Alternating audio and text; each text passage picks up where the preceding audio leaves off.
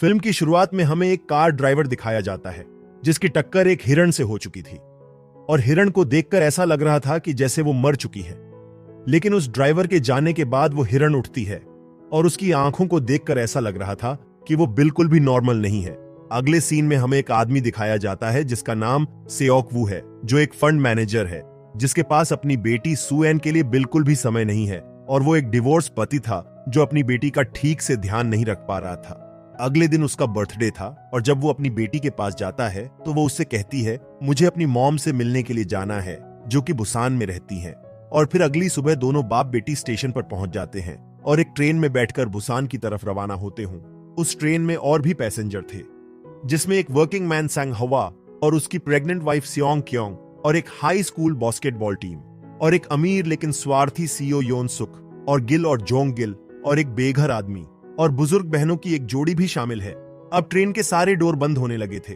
तभी एक लड़की उस ट्रेन में चढ़ती है जिसके पैर में किसी चीज के काटने का एक निशान था और वो लड़की देखते ही देखते धीरे धीरे एक ज़ॉम्बी में बदलने लगती है और वो उस ट्रेन के एक अटेंडेंट को भी काट लेती है जिससे वो अटेंडेंट भी ज़ॉम्बी बन जाती है।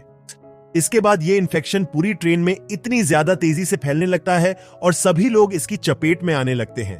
उसे ट्रेन के कुछ पैसेंजर उस इन्फेक्टेड ट्रेन के डब्बे से निकलकर एक दूसरे डब्बे में आ जाते हैं जिसमें अभी तक कोई भी इन्फेक्टेड इंसान नहीं था। तभी ट्रेन के ब्रॉडकास्टिंग न्यूज में हम लोग देखते हैं कि ये ज़ॉम्बी आउटब्रेक पूरे शहर में फैल चुका है और ये लोगों को बहुत तेजी से इन्फेक्टेड कर रहा है। फिर रास्ते में ये ट्रेन एक डिजोंग नाम के स्टेशन पर रुकती है। ट्रेन के रुकते ही पैसेंजर्स ट्रेन से निकलकर शहर की तरफ भागने लगते हैं, लेकिन वो लोग देखते हैं कि पूरे शहर में ये ज़ॉम्बी इन्फेक्शन फैल चुका है। ये सब देखकर सारे पैसेंजर वापस ट्रेन की तरफ भागते हैं और इस भगदड़ के चक्कर में सारे पैसेंजर अलग अलग ट्रेन के डब्बे में चढ़ जाते हैं, जो कि इन लोगों की बहुत बड़ी गलती होती है।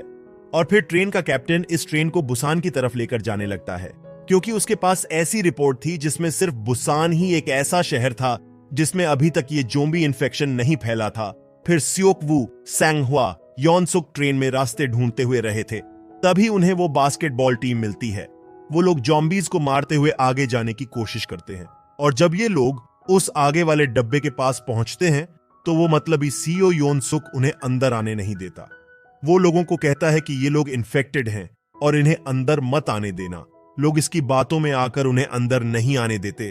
वो कहते हैं ना, हर मूवी में एक अपनी मरवाने वाला इंसान जरूर होता है।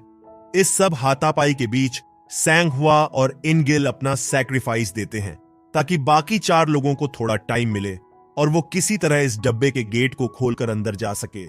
और फिर सीईओ योनसुक इन 4 लोगों को एक चेंबर में आइसोलेट करता है ताकि अगर इनमें से कोई भी इन्फेक्टेड हो तो हमें कोई खतरा नहीं होगा। इस बीच जोंगिल बहुत दुखी थी क्योंकि उसकी बहन इनगिल एक ज़ॉम्बी बन चुकी थी और वो जानबूझकर उस डब्बे का गेट खोल देती है और फिर सारे ही ज़ॉम्बीज उस डब्बे में घुस जाते हैं और बचे हुए सारे पैसेंजर्स को इन्फेक्टेड कर देते हैं।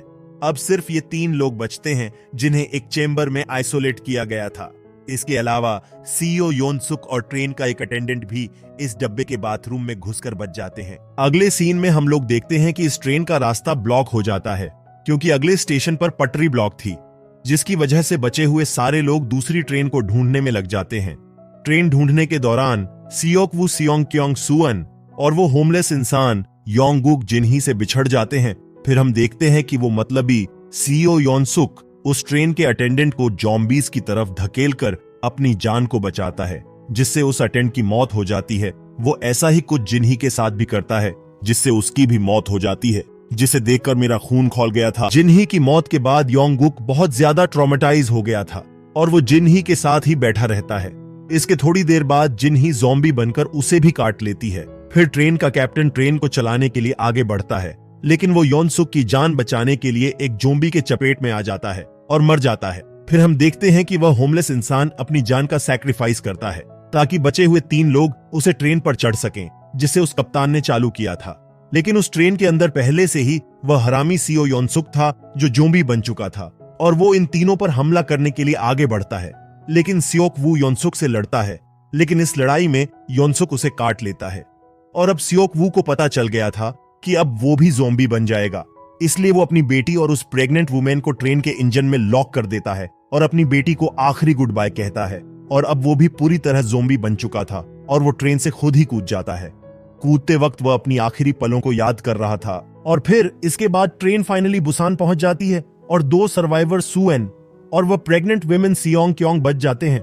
ये दोनों एक टनल से होते हुए जा रहे थे और टनल की दूसरी तरफ 2 सोल्जर तैनात थे जो इमेज ज़ॉम्बी समझते हैं और वो इन्हें शूट करने ही वाले थे। तभी इन सोल्जर को सुएन की गाने की आवाज सुनाई देती है, जिससे ये लोग समझ जाते हैं कि ये कोई ज़ॉम्बीज नहीं, रियल इंसान है। और ये सोल्जर उन दोनों को बचा लेते हैं और यहीं पर इस मूवी का एंड हो जाता है। दोस्तों, ये मूवी आप लोगों को कैसी लगी मुझे कमेंट में जरूर बताना। और अगर आपने वीडियो यहां तक देखी है तो प्लीज इस वीडियो को लाइक भी कर ही देना। और इस मूवी के 2 पार्ट हैं। अगर आपको इसके अगले पार्ट की एक्सप्लेनेशन चाहिए तो मुझे कमेंट में जरूर बताएं। मिलते हैं अगली वीडियो में।